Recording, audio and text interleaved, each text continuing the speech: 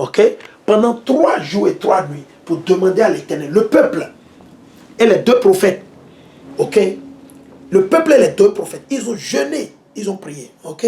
Il dit, le chapitre 14, parce qu'on a lu ce que le prophète Mardochée il a fait. Il a jeûné, il a prié, il est allé vers l'Éternel. Nous allons voir ce que la prophétesse Esther, elle a fait. Elle s'est allée louer, adorer le roi, blablabla. On va voir ce qu'elle a fait. Quelle a été sa réaction? Qu'est-ce qu'elle a fait? Et c'est ce qui qu'on dit qu'il est leader de ceux-là qu'on appelle aujourd'hui les Noirs ou les Nègres, les Latinos, les Indiens natifs. Si vous ne vivez pas comme ça, vous ne faites pas ça, vous ne mettez pas en pratique les lois et les commandements de Dieu, vous ne vous humiliez pas, man, je suis désolé, vous êtes sur le mauvais chemin, ok? Esther 14, le verset 1, la reine Esther aussi, une chose, il n'y a pas de roi, il n'y a pas de reine dans notre nation. Ce sont les autres nations qui ont ce genre de choses. Il n'y a pas, on n'a que les princesses, ok? On n'a que les princesses, ok? Parce que la femme n'est pas égale à l'homme, comprenez? La femme et l'homme n'ont pas les mêmes pouvoirs, ils n'ont pas les mêmes autorités, comprenez? Ok? Voilà. On dit, la reine Esther aussi, se sentant placée en un extrême péril de mort, eut recours au Seigneur. Elle a fait recours qui? À l'Éternel. Yahweh. Ok?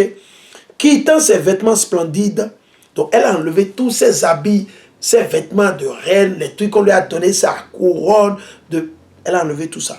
Elle prit des habits d'angoisse, donc elle a pris les sacs là, comme les sacs qu'on utilise pour transporter les graines de maïs, d'arachide, de riz. Vous savez, les sacs là, qui ont de ces genres de couleurs.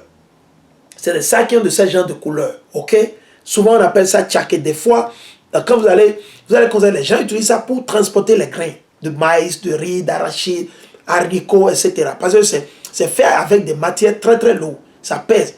Donc, ces habits étaient souvent portés quand il y a un problème dans la nation d'Israël. Quand l'Éternel veut amener la destruction, les gens rentrent dedans. Ou quand vous voulez jeûner, vous jeûnez devant l'Éternel, vous l'utilisez. Ok? Et vous mettez quoi? De la cendre.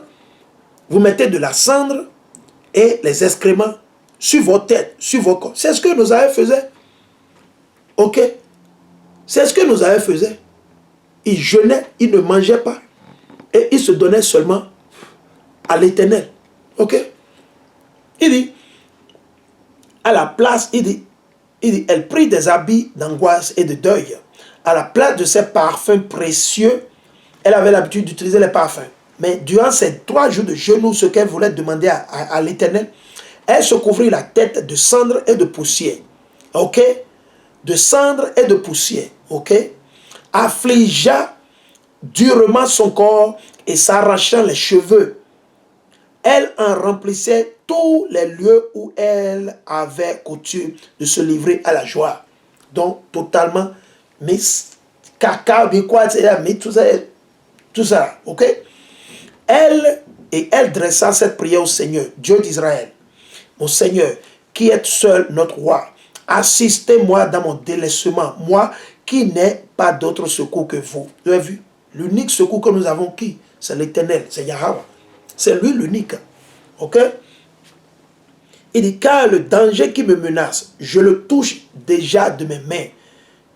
J'ai appris dès mon bas âge, au sein de ma tribu paternelle, ok, que vous, Seigneur, avez pris Israël de préférence à toutes les nations et nos pères de préférence à tous leurs ancêtres pour votre héritage éternel. Ok? Et que vous avez accompli en leur faveur toutes vos promesses. Amen, alléluia. L'Éternel n'est pas un homme qui va mentir. Non, non. Ok? Et maintenant, nous avons péché en votre présence. La sœur, la prophète l'a reconnu. Seigneur, on a péché. Nous avons péché en ta présence. Et vous, nous avez livré aux mains de nos ennemis. Qui nous a livré aux mains de nos ennemis? L'Éternel. Pourquoi? À cause de nos péchés. Ok? Ok? Il dit, parce que nous avons rendu hommage à leur Dieu. Nous sommes devenus chrétiens, catholiques, vaudous, non, bokonon, musulmans, tout ça. On a rendu quoi? Hommage à leur Dieu. Vous êtes juste, Seigneur. Et maintenant, il ne leur suffit plus de faire peser sur nous une amère servitude. Mais ils ont mis leurs mains dans les mains de leurs idoles. Ok? pour faire serment d'abolir les décrets de votre bouche, d'anéantir votre héritage, de fermer la bouche de ceux qui vous louent et d'éteindre la gloire de votre temple et de votre autel, afin que s'ouvre la bouche des nations pour louer la puissance des idoles et célébrer à jamais un roi de chien. Vous avez vu? Automatiquement, ils vont célébrer le roi à Tarsis, ils vont dire, ah, blablabla. C'est ce que les gens veulent. Ils célèbrent quoi? Les présidents, ils célèbrent les premiers ministres, ils célèbrent les chanteurs, ils célèbrent tout ce qu'ils font aujourd'hui, n'est-ce pas? Il dit, ne livrez pas, Seigneur, votre sceptre à ceux qui ne sont rien. Qu'est-ce qu'il a dit? Ah bon? Donc Esther est en train de dire que ces peuples ne sont rien. Ah, je pensais que nous sommes tous égaux. C'est ce que les gens disent dans le christianisme. Oh, nous sommes tous... Oh, si tu me coupes, tu vas voir le sang. Si je le coupe aussi, c'est le sang. Oh non, nous ne sommes pas égaux. Ok? Vous voyez, il y a tellement de races de chiens, n'est-ce pas? Mais est-ce que les chiens sont les mêmes? Ils ne sont pas les mêmes. Certains sont plus forts que l'autre. Vous avez les chihuahuas, vous avez les pitbulls, vous avez les rottweilers, vous avez les bergers allemands, ok? Vous avez les dobermans, ok? Vous avez les pitbulls terriers. Ils ne sont pas les mêmes. Vous avez quoi? Les chacals. Ok? Vous avez les loups. C'est toujours des chiens. Mais ils sont différents. Ils ne sont pas les mêmes. Ah bon? Ils ne sont pas les mêmes. Comprenez? De la même manière, ils ne sont pas les mêmes. Ok? Donc ici, il dit quoi? Je vais relire. Je vais relire. Il dit, ça c'est de la bouche de la prophétesse. Ok? La bouche de la prophétesse. Il dit, Seigneur, votre sceptre à ceux qui ne sont rien. Il dit, ces nations, ils ne sont rien. Absolument rien. Allons, nous allons le lire ici, dans 2e Esdras, le chapitre 6. Allons dans 2e Esdras, le chapitre 6. Ok?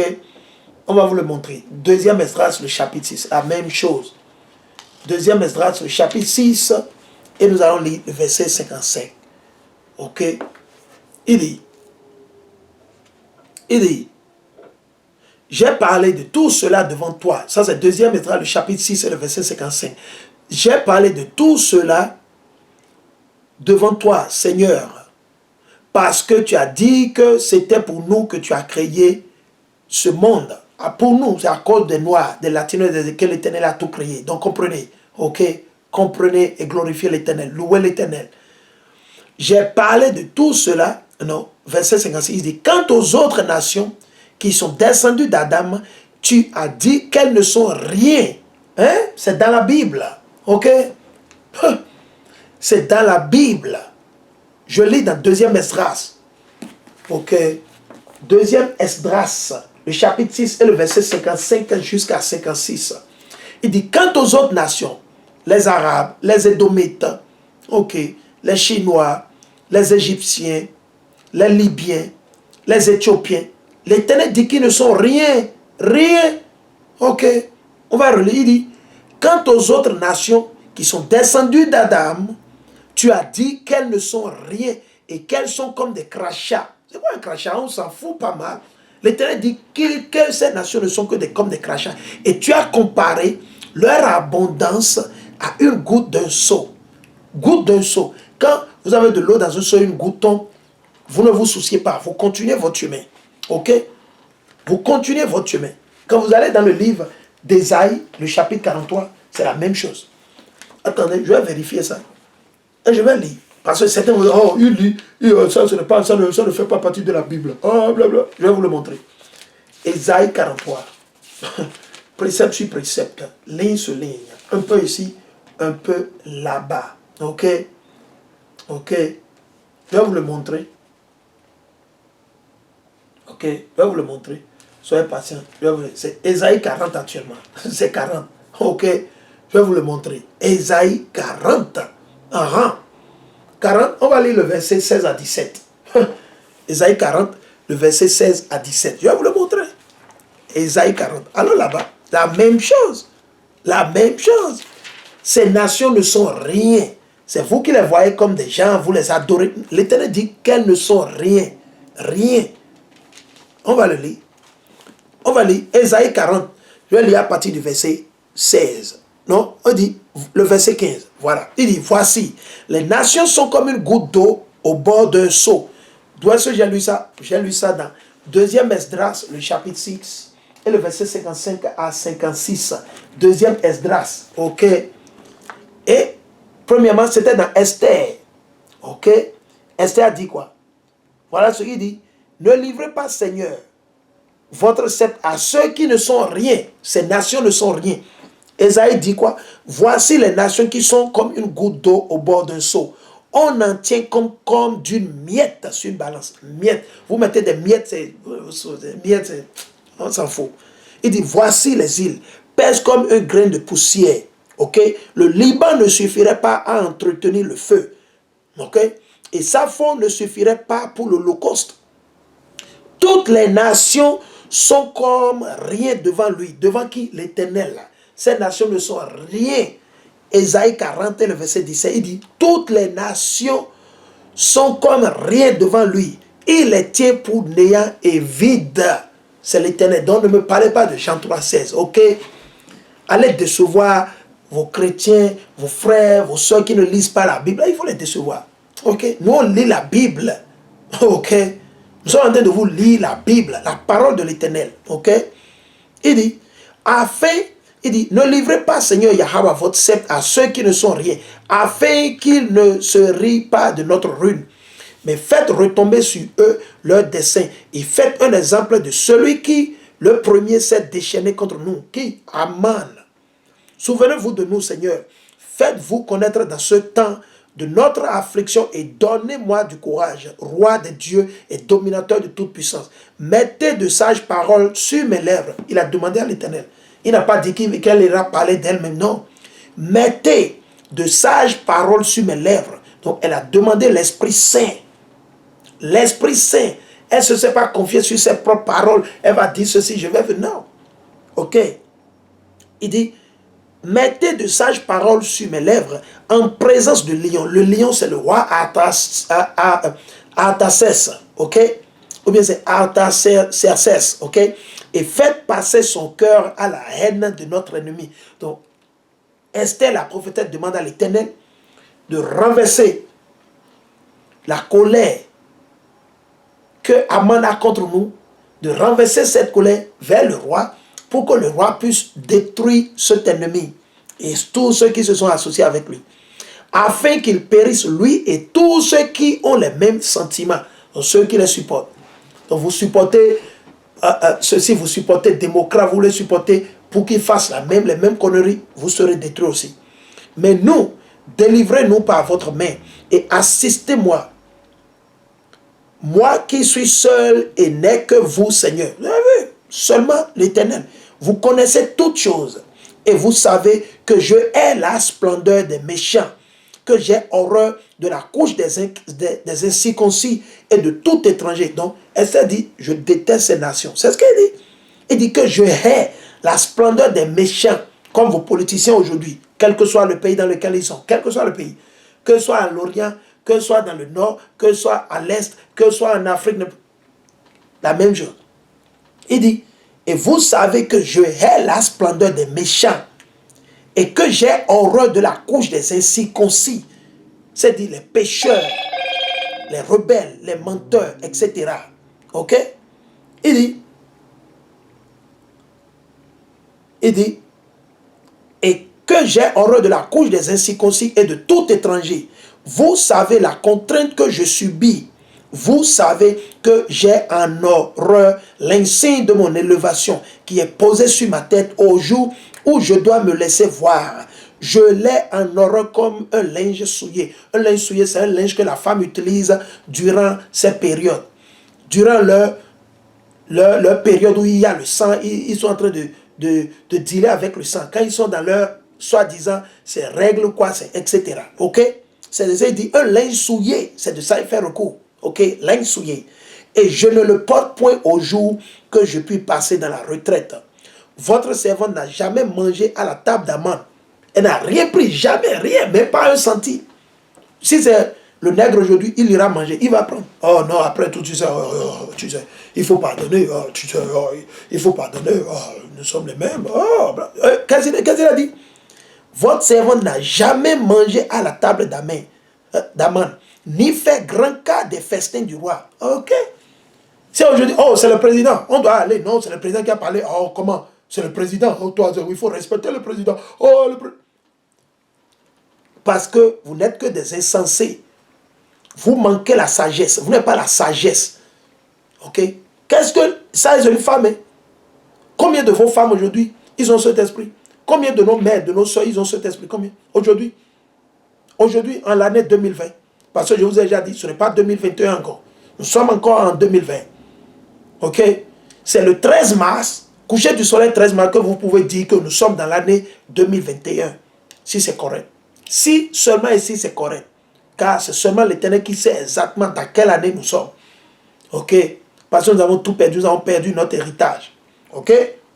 Je dis, votre servante n'a jamais mangé à la table d'Aman. Vous avez vu? Ni fait grand cas des festins du roi, ni bu le vin des libations. J'ai mêlé de rien ça. Ils n'ont qu'à faire leur chose.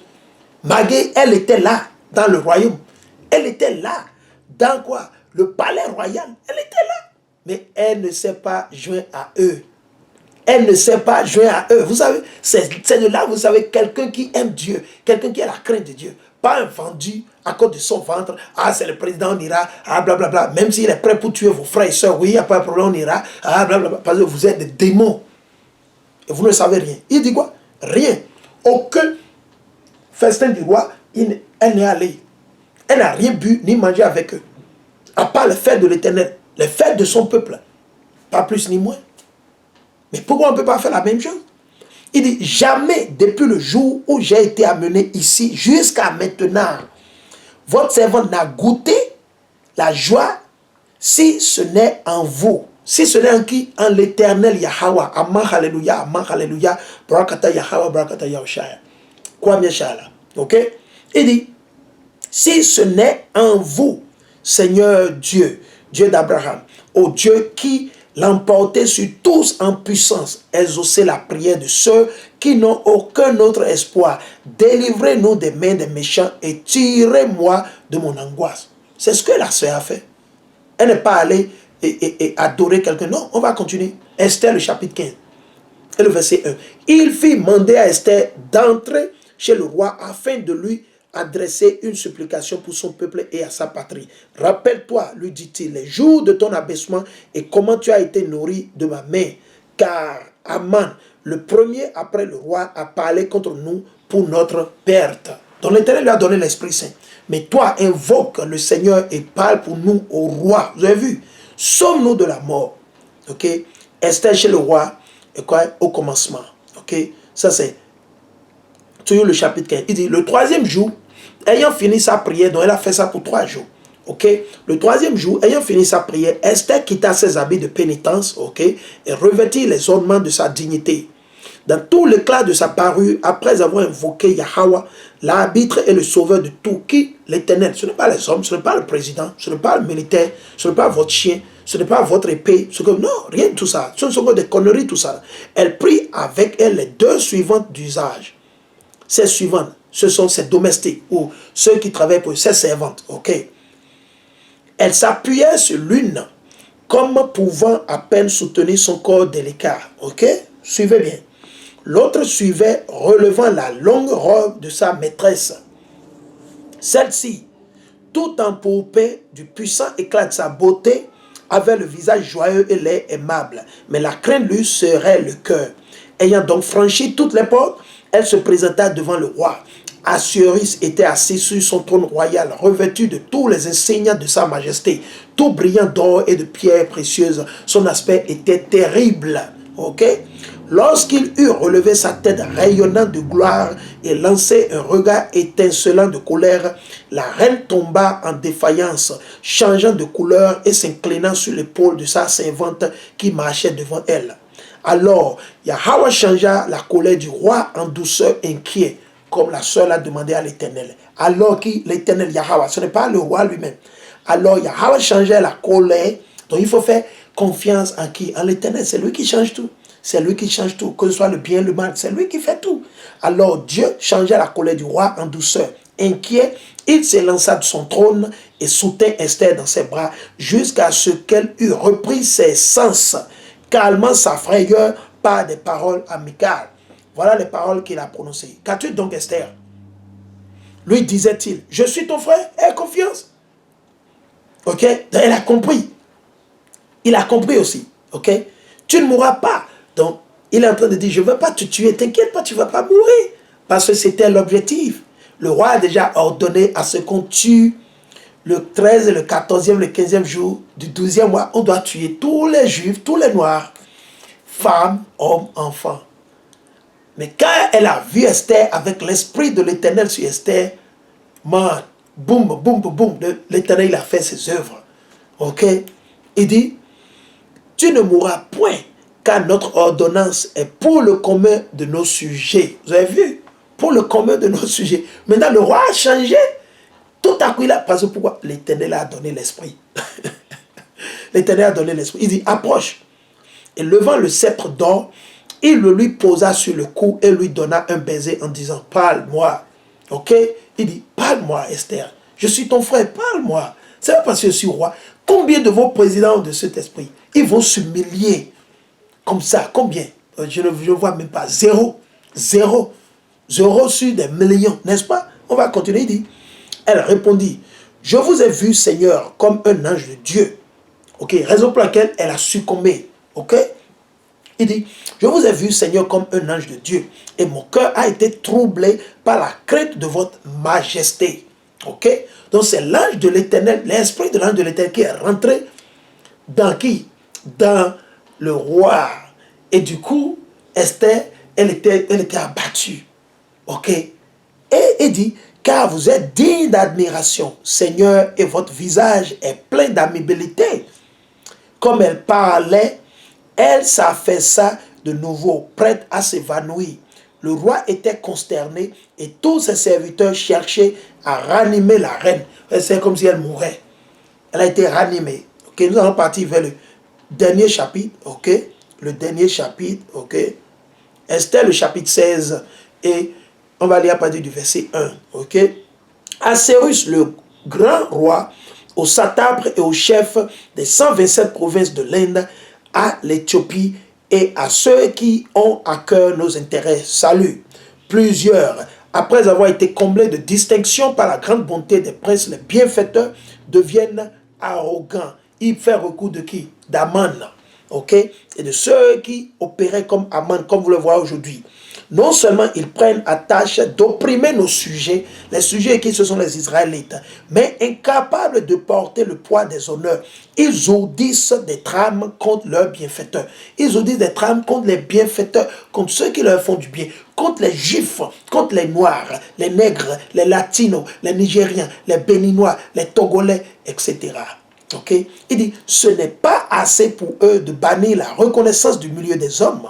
Enflés par le fastueux éclat d'une fortune inaccoutumée, ils vont jusqu'à se persuader qu'ils pourraient échapper à la justice vengeresse de Yahweh, qui toujours voit toutes choses. Qui voit toutes choses? C'est l'Éternel. C'est l'Éternel. Vous ne voyez rien. Vos caméras que vous avez placées partout, ils ne voient rien. Ok? Ok? Comprenez et entendez. Ok? Il dit, c'est l'Éternel qui voit tout. Il voit toutes choses. Maintes et maintes fois, le langage artificieux des hommes que l'amitié des princes avait chargé d'administrer les affaires a engagé dans d'irrémédiables maux ceux qui étaient à la tête des empires, en les rendant complices de l'effusion du sang innocent. Donc Aman et ses complices et ces gens qui se sont associés, ils se sont entendus pour faire l'effusion du sang innocent. Ils voulaient tuer nos aïeux, exterminer nos aïeux. Ok? Les fallacieux mensonges de la malice, trompant ainsi la bienveillante simplicité des gouvernants. Donc ils vont décevoir le roi. Il était sur le point de décevoir le roi, parce que le roi n'est pas bienveillant. Parce qu'il est l'adjoint après le roi. Ok, le verset 7. Et ce n'est pas seulement dans les anciennes histoires, comme nous venons de le rappeler, que vous pourrez voir des actes impies dus à l'influence pestilentielle de ceux qui exercent indignement le pouvoir. Ceux qui exercent indignement le pouvoir, comme Joe Biden, comme Donald Trump, Emmanuel Macron, Trudeau, comme Buhari au Nigeria, comme vos présidents au Bénin, Patrice Talon, et la liste continue. Il dit rien que de quoi? Je vais relire, il dit quoi? Je vais relire, il dit quoi? Il dit, vous pourrez il dit, de ceux qui exercent indignement le pouvoir, vous le pourrez mieux encore en examinant ce qui se passe auprès de vous. Ce qui se passe auprès de vous, vous le voyez? Ok? Il nous faut donc pouvoir à l'avenir afin d'assurer en faveur de tous les hommes la tranquillité et la paix du royaume. Ok? Opérant les changements nécessaires et jugeant avec prudence les choses qui se présentent à nous, afin d'y faire face avec une constante équité. Vous savez, en effet, comment Aman, fils d'Amadata, un Macédonien, ok, vous savez, il dit, vous savez en effet comment Aman, fils d'Amadata, un Macédonien vraiment étranger à la race des Perses et fort éloigné de notre mansuétude, ayant été recueilli par notre hospitalité. Il n'est pas, c'est ce que je vous ai dit au début de la vidéo, de cette leçon, qu'il ne faisait même pas partie de la race des Perses, mais c'est un Macédonien. Il est de la Macédoine. Vous savez en effet comment Aman, fils d'Amadata, un Macédonien, vraiment étranger à la race des Perses et fort éloigné de notre mansuétude, ayant recueilli par notre hospitalité, éprouvant les effets de la bienveillance que nous portons à tous les peuples, jusqu'à être appelé notre Père et à avoir tout le monde se prosterner devant lui comme possédant la dignité la plus proche du trône royal. Donc tout le monde se prosternait, tout le monde l'adorait, à part qui? Les Juifs, à part nos aïeux, les Israélites. Mais incapable de porter dignement une si haute fortune, il s'étudia à nous priver de la royauté et de la vie. Donc le roi dit, il était sur le point de détruire notre royaume. Il va amener ça chez qui? Chez sa race, chez les Macédoniens. Et c'est ce qui s'est passé éventuellement après. Parce qu'après que l'empire Mède-Perse a été détruit, le pouvoir allait chez qui? Les Macédoniens, chez les, soi-disant, on les a appelés Grecs. Parce qu'il y avait aussi nos frères noirs, les Juifs qui étaient pris comme esclaves, ils étaient aussi appelés Grecs. Ils étaient aussi Grecs. Ok? Donc ça, c'est une autre leçon. Ça. Il dit, mais pas toutes sortes d'artifices et de mensonges, il s'efforça de perdre et Mardoché, qui nous a sauvés et toujours utilement servi, et Esther, la compagne irréprochable de notre royauté avec le peuple tout entier. Ok? De cette manière, il espérait nous surprendre dans l'isolement et livrer l'empire des Perses aux Macédoniens. Livrer l'empire des Perses aux Macédoniens. Vous avez vu? C'est ce que j'ai dit. Parce que comme vous le lisez, il n'est pas. Donc du coup, il s'est fâché parce que son objectif c'était de tuer le roi à travers les deux eunuques. Et de là, lui, il sera le prochain roi. Il va devenir le roi automatiquement. Et qu'est-ce qui va se passer? Il va amener ça vers son peuple. Vous avez vu? Donc il dit quoi? De cette manière, il dit, par toutes sortes d'artifices et de mensonges, il s'efforça de perdre, et Mardoché, qui nous a sauvés, est toujours utilement servi. Et Esther, la compagne irréprochable de notre royauté avec le peuple tout entier. De cette manière, il espérait nous surprendre dans l'isolement et livrer l'empire des Perses aux Macédoniens. Vous avez vu? Et l'Éternel a révélé ça. C'était l'objectif. Mais éventuellement, le pouvoir après la chute des Mèdes, c'est aller chez les Macédoniens. Ok? Béni soit l'Éternel. Il dit, mais ces Juifs voués à la mort, ok, par le plus scélérat des hommes, nous avons reconnu qu'ils n'étaient coupables d'aucune faute, mais qu'ils obéissent à des lois très justes. Très, très justes. Ok? Amen, alléluia. Ok? Et qu'ils sont les enfants du Dieu vivant très haut. Ok? Les Juifs, les Israélites, les Noirs, les Latinos, les Indiens natifs. Nous sommes les enfants du Dieu très haut, très grand et éternellement vivant, lequel pour nous, comme pour nos ancêtres, conserve ce royaume dans l'état le plus florissant. C'est pourquoi vous ferez bien de ne pas tenir compte des lettres envoyées par Aman, fils d'Amadata, attendu que l'auteur de ces crimes a été pendu au bois avec toute sa maison devant les portes de Suse. Dieu, maître souverain de toutes choses, lui ayant infligé sans retard le châtiment mérité. Et c'est ainsi que ça va se passer avec vos présidents, vos premiers ministres, vos députés, ceux-là qui font le mal, qui amènent les nourritures et les OGM dans le pays. Ils amènent les Bill Gates pour tuer les gens. Ils amènent les maladies dans le pays. Ils amènent les conneries soi-disant, ils appellent ça les vaccinations, les trucs sataniques qu'ils amènent pour tuer le peuple, extirper, ou bien tout ça, ils vont tous payer. C'est comme ça va se passer avec eux. Amen. À moins qu'ils se répandent. S'ils se répandent le plus vite possible et lavent leurs mains et disent la vérité et restaurent ce qu'ils ont fait, ils disent la vérité, l'Éternel va leur pardonner à cause du sang de Hamashach. Mais dans le cas contraire, s'ils continuent toujours dans leur méchanceté, ils vont tous finir mal. Alléluia, ils vont finir mal. Au nom de l'Éternel, le Dieu vivant, il voit tout. Tout ce qu'ils font, il voit. L'Éternel voit tout. Il ne peut pas se cacher devant Yah. Au président, ils vont se cacher. Avec quoi? Avec leurs militaires, avec leurs garde-corps, avec les lois qu'ils passent, les lois sataniques là. C'est ça qui va les protéger. Le jour où l'Éternel va les visiter, ils iront. Ils iront où? Ils auront vos présidents là, ils iront. Vos ministres, vos politiciens menteurs là, qui disent qu'ils sont ici, ils iront où? Le jour où l'Éternel va les visiter. Parce qu'il y a un jour, le jour arrive. Il dit, affichant la copie de la présente lettre publiquement en tout lieu, permettez aux Juifs de suivre leur loi en toute liberté. Donc normalement, que ce soit les États-Unis, la France, l'Allemagne, l'Angleterre, vous ne pouvez pas vous opposer à nous, obéissant aux lois et aux commandements de l'Éternel. Vous ne pouvez pas nous interdire d'immoler un mouton pour honorer une fête. Vous ne pouvez pas nous interdire de nous rassembler pour célébrer les fêtes de notre Dieu. Ok, comprenez? Donc, votre jugement, ça arrive.